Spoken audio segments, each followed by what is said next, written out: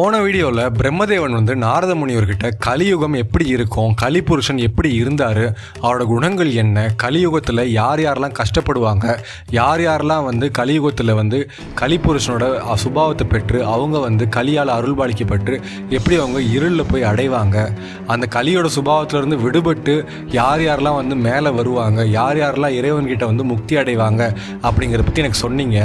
ஆனால் எனக்கு ஒரு சந்தேகம், கலியுகம் அப்படிங்கிறது குறுகிய காலகட்டம் சொல்கிறீங்க. அந்த குறுகிய காலகட்டத்தில் குருமார்களோட அருள் பெற்றவங்களோ குரு மேலே பக்தி கொண்டவங்களையோ நீங்கள் கலிபுருஷனோட சக்தி அங்கே செல்லுபடி ஆகாது, அந்த மாதிரி ஆட்கள் கிட்ட நீ துன்புறுத்தக்கூடாதுன்னு சொன்னீங்க.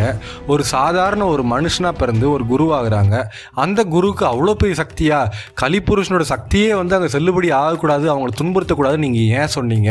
அது மட்டும் இல்லாமல் கலியுகம் முடிஞ்சதுக்கப்புறம் என்ன ஆகும், இந்த யுகங்கள் எல்லாமே எதை கற்பிக்குது அப்படிங்கிறத நீங்கள் எனக்கு சொல்லணும்னு சொல்லி நாரத முனிவர் பிரம்மதேவனை பார்த்து சொல்கிறாரு. பிரம்மதேவரும் நான் உங்களுக்கு சொல்கிறேன் அப்படின்னு சொல்லி அவர் சொல்லவும் ஆரம்பிக்கிறாரு.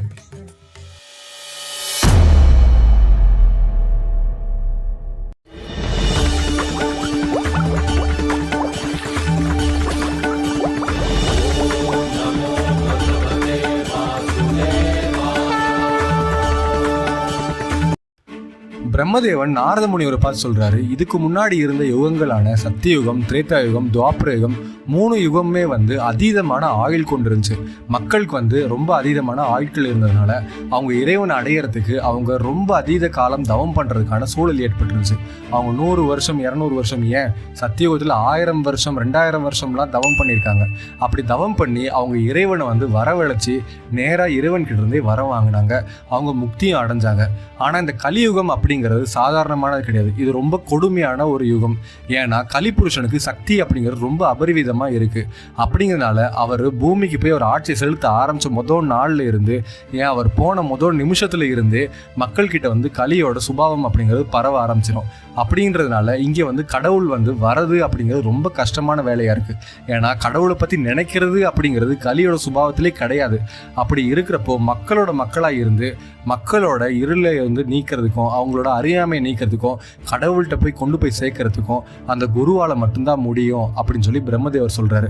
அப்போ நாரத முனிவர் திரும்ப கேட்குறாரு, நீங்கள் சொல்கிறதெல்லாம் சரிதான், ஒரு சாதாரண ஒரு மனுஷனுக்கு அவ்வளோ சக்தியா, ஏன் அவங்க கடவுளை விட மிகப்பெரியவங்களா, அவங்க ஏன் அவங்களும் சக்தி வாய்ந்தவங்களா இருக்காங்க அப்படிங்கிறத பற்றி எனக்கு நீங்கள் விவரமாக சொல்லணும் அப்படின்னு சொல்லி பிரம்மதேவர்கிட்ட நாரத முனிவர் கேட்குறாரு. பிரம்மதேவரும் சரி நான் சொல்கிறேன் கேளுங்க அப்படின்னு சொல்கிறாரு. குரு அப்படிங்கிறது 3 ஒளியாக பிரிக்கப்பட்டிருக்கு. அதாவது கா அப்படிங்கிறது நல்ல குணத்தை உண்டாக்கக்கூடிய சக்தி கொண்டது. ரா அப்படிங்கிறது அது பாவங்களை அழிக்கக்கூடிய சக்தி கொண்டது. ஊ அப்படிங்கிறது விஷ்ணுவோட வடிவத்தை கொண்டிருக்கிறது. இப்படி காத்தல், அழித்தல், உருவாக்குதல் அப்படின்ற 3 சக்தியும் கொண்ட ஒரே மந்திரம் தான் அந்த குரு அப்படின்னு சொல்கிறாங்க.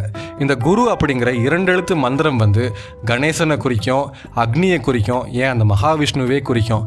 அப்படிங்கிறனால இந்த 2 எழுத்து மந்திரத்தை கொண்டிருக்கிற அந்த மனிதன் உண்மையிலே ரொம்ப சக்தி வாய்ந்தவனாக தான் இருப்பாங்க அப்படின்னு சொல்கிறாங்க. அது மட்டும் இல்லாமல் குரு அப்படிங்கிறது 2 மெய்யெழுத்துக்களால் அது 2 கூட்டி 2 சேர்ந்து வந்த ஒரு மந்திரம்.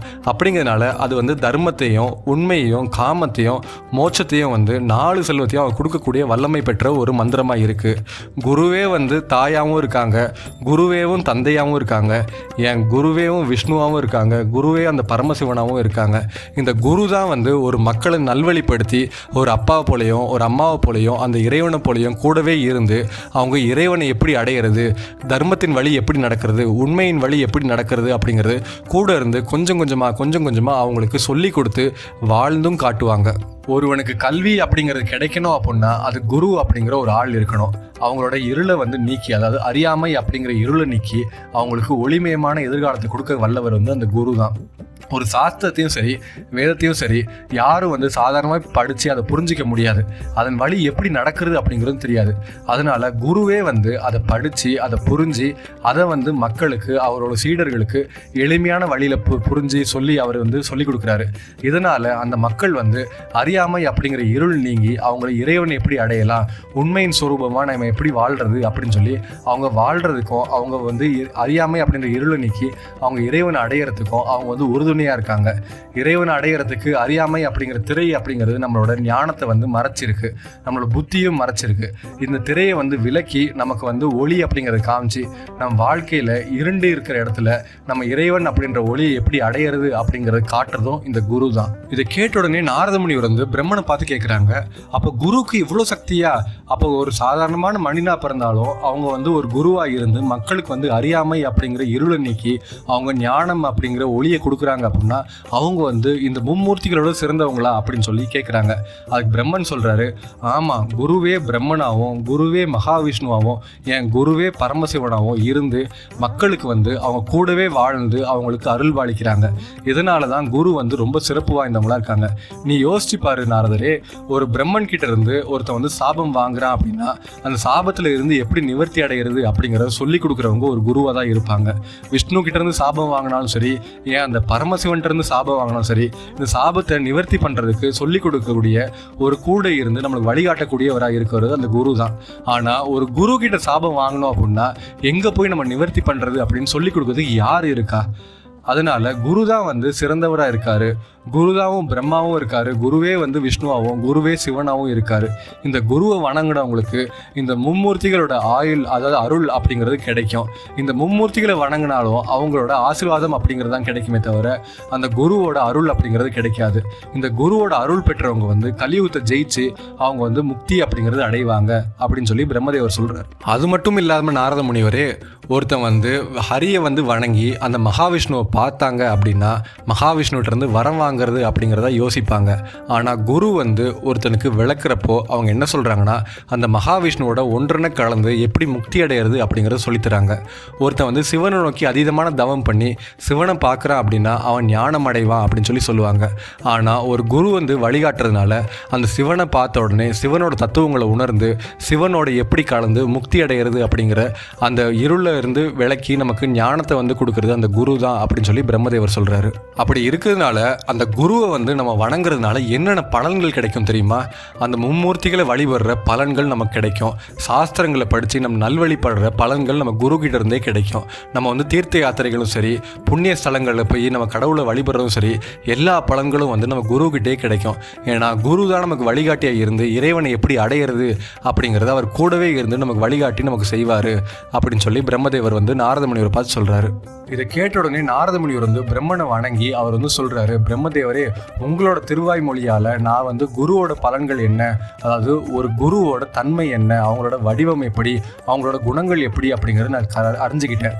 எப்படி ஒரு மக்களை வந்து நல்வழிப்படுத்தி அவங்க மேன்மை அடை செய்கிறதுக்கு குரு உதவியாக இருக்காங்க அப்படிங்கிறது நான் அவங்ககிட்ட இருந்து தெரிஞ்சுக்கிட்டேன். குருவே சிறந்தவங்களா கலியுகத்தில் விளங்குவாங்க அப்படிங்கிறது நான் அவங்ககிட்ட இருந்து தெரிஞ்சுக்கிட்டேன் அப்படின்னு சொல்லி அவர் பணிஞ்சு வணங்குறாரு. அது மட்டும் இல்லாமல் எனக்கு வந்து இந்த 4 யுகங்கள் முடிஞ்சதுக்கப்புறம் என்ன ஆகும், இந்த 4 யுகங்கள் வந்து எப்படி எப்படி நடந்துச்சு அப்படிங்கிறத பற்றி எனக்கு தெளிவாக சொல்லுங்க அப்படின்னு சொல்லி நாரதர் வந்து பிரம்ம முனிவரை பார்த்து கேட்குறாரு. பிரம்மதேவர் நாரத முனிவரை பார்த்து சொல்கிறாரு, முதல்ல வந்து சத்தியுகம் அப்படிங்கிறது 17,28,000 வருஷம் அதோட ஆயுட்காலம் அப்படிங்கிறது இருக்குது. ஏன் அப்படின்னா சத்திய புருஷனோட சுபாவம் அப்படிங்கிறது மக்கள் கிட்ட பரவ வைக்கிறது ரொம்ப கஷ்டமாக இருந்துச்சு. அவரோட சுபாவம் பரவதுக்கு ரொம்ப நாள் தேவைப்பட்டதுனால அவருக்கு அதீத ஆயுள் கொடுத்துருந்தாங்க.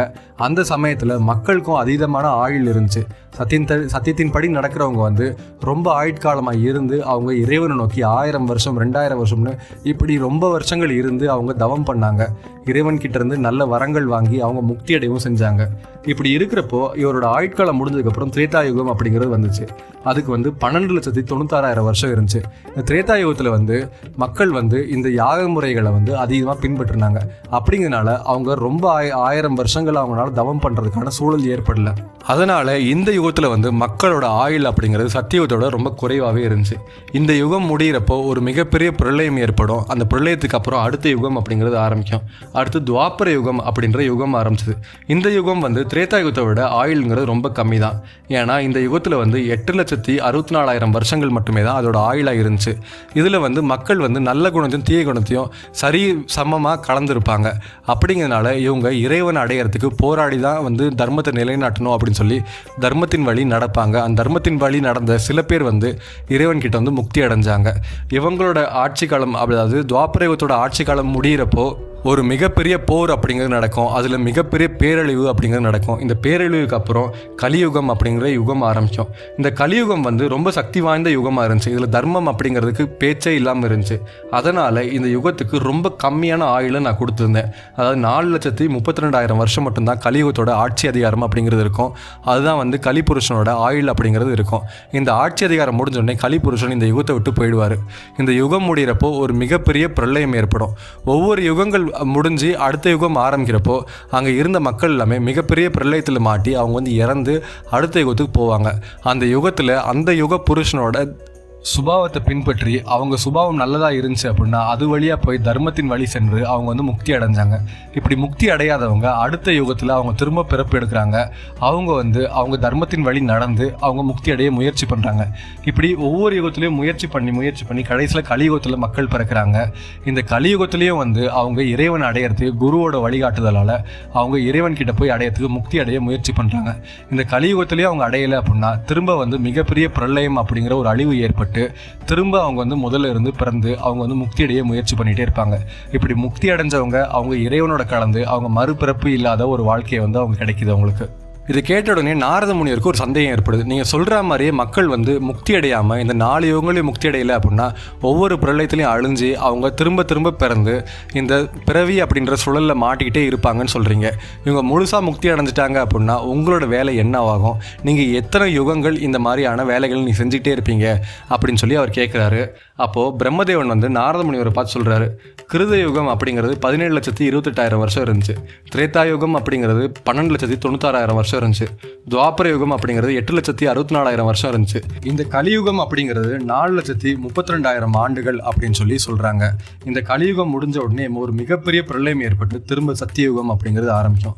இப்படி சத்தியயுகம், திரேதாயுகம், துவாபர யுகம், கலியுகம் அப்படிங்கிற 4 யுகம் சேர்ந்தது ஒரு சதுயுகம் சொல்லலாம். அதை ஒரு மகாயுகம்னு சொல்லுவாங்க. அதோட ஆயுள் அப்படிங்கிறது 43,20,000 ஆண்டுகள் அப்படின்னு இருக்கு. 4 மகாயுகம் சேர்ந்தது ஒரு யுகாந்தம் அப்படின்னு சொல்கிறாங்க. 1,72,80,000 ஆண்டுகள் அப்படின்னு சொல்கிறாங்க. 4 யுகாந்தம் சேர்ந்தது ஒரு யுகாதி அந்தம்னு சொல்கிறாங்க. அது வந்து 6,91,20,000 ஆண்டுன்னு சொல்கிறாங்க. இப்படி ஒரு யுகாதி அந்தம் அப்படிங்கிறது பிரம்மதேவன் கிட்ட பிரம்மலோகத்தில் ஒரு நாள் அப்படின்ற ஒரு கணக்கு அப்படின்னு சொல்லி சொல்கிறாரு. இதை கேட்ட உடனே நாரத முனிவர் அதிர்ந்து போய் பிரம்மதேவனை பார்த்து வணங்குறாரு. சத்தியுகத்தில் மனிதர்களால் இறைவன்கிட்ட வந்து இறைநிலை அடைய முடியாமல் அவங்க முக்தி அடைய முடியாமல் இருந்தாங்க அப்படின்னா அவங்க திரும்ப திரேதாயுகத்தில் பிறப்பாங்க. திரேதாயுகத்துலேயும் அவங்களால இறைவனை அடைய முடியல அப்படின்னா அவங்க துவாபரயுகத்தில் பிறப்பாங்க. துவாபரயுகத்துலேயும் வந்து அவங்க இறைவனை அடைய முடியல அப்படின்னா அவங்க கலியுகத்தில் பிறப்பாங்க. கலியுகத்தில் குருவோட அருளாலையும் குருவோட வழிவரையும் குருவை பின்பற்றினாங்க அப்படின்னா அவங்க வந்து இறைவன் அடையறதுக்கு வழியை வந்து தெரிஞ்சுப்பாங்க. அதனால் அவங்க வந்து முக்தி அப்படிங்கிறது அடைவாங்க. இப்படி 4 யுகத்துலையும் பிறந்து அவங்க வந்து முக்தி அடைகிற வழியை தெரிஞ்சிக்கல அப்படின்னா திரும்ப அவங்க வந்து பிறப்பாங்க. இப்படியே வந்து 4 யுகங்கள் முடிஞ்சு ஒரு சதுரயுகம் முடியும். ஒரு சதுரயுகம் முடிஞ்சோடனே ஒரு மகா யுகாந்தம் முடியும். ஒரு யுகாதி அந்தம் முடிஞ்சதுக்கப்புறம் திரும்ப அவங்க வந்து பிறந்துக்கிட்டே தான் இருப்பாங்க. இப்படி முக்தி அடையும் வரை இந்த பிறவி அப்படின்ற சுழல் அப்படிங்கிறது நடந்துக்கிட்டே தான் இருக்கும் அப்படின்னு சொல்லி சொல்கிறாங்க. அதனால் என்னோட ஒரு நாள் அப்படிங்கிறது ஒரு யுகாதி அந்தமாக இருக்குது அப்படின்னு சொல்லி பிரம்மதேவர் சொல்கிறாரு. அதாவது ஒரு யுகாதி அந்தம் அப்படிங்கிறது 6,91,20,000 ஆண்டுகள் பூலோகத்தில் நடக்குது. இப்படி நீங்கள் பேசிகிட்டு இருக்க இந்த நிமிஷத்தில் கூட யுகங்கள் மாறிக்கிட்டே தான் இருக்கும், புது புது வழிகள் பிறந்துக்கிட்டே தான் இருக்கும் அப்படின்னு சொல்லி பிரம்மதேவன் சொல்கிறாரு. இது கேட்ட உடனே நாரதர் வந்து ரொம்ப ஆச்சரியமாக பிரம்மதேவனை பார்த்து வணங்கிட்டு, எனக்கு வந்து நான் கேட்ட ஒரு கேள்விக்காக எனக்கு இவ்வளோ பொறுமையாக இருந்து எனக்கு ஞானோபதேசங்கள் கொடுத்து எனக்கு ஞானத்தின் வழி செல்றதுக்கு எனக்கு அருள் பாலிச்சிருக்க குருவே, என்னோட அப்பாவான நீங்கள் வந்து ரொம்ப எனக்கு ஆசீர்வாதம் பண்ணியிருக்கீங்க அப்படின்றத வணங்கி நாரத முனிவர் பிரம்மலோகத்துலேருந்து வெளியே வர்றாரு. இந்த மாதிரி சுவாரஸ்யமான கதைகளை நீங்கள் புத்தகம் மூலியமாக படிக்கணும் அப்படின்னா அதுக்கான புக்கோட லிங்க் வந்து டிஸ்கிரிப்ஷனில் இருக்குது, நீங்கள் வாங்கி படிக்கலாம். இந்த மாதிரி சுவாரஸ்யமான புராண கதைகளுக்கு நம்ம ஏல் சேனலை சப்ஸ்கிரைப் பண்ணுங்கள். இந்த வீடியோ பிடிச்சிருந்துச்சுன்னா ஒரு லைக்கை போடுங்க. உங்கள் கருத்துக்கள் என்ன அப்படிங்கிற கமெண்ட் செக்ஷனில் லீவ் பண்ணுங்கள். அப்படியே மறக்காமல் இந்த வீடியோ உங்கள் ஃப்ரெண்ட்ஸ் அண்ட் ஃபேமிலிக்கு ஷேர் பண்ணுங்கள்.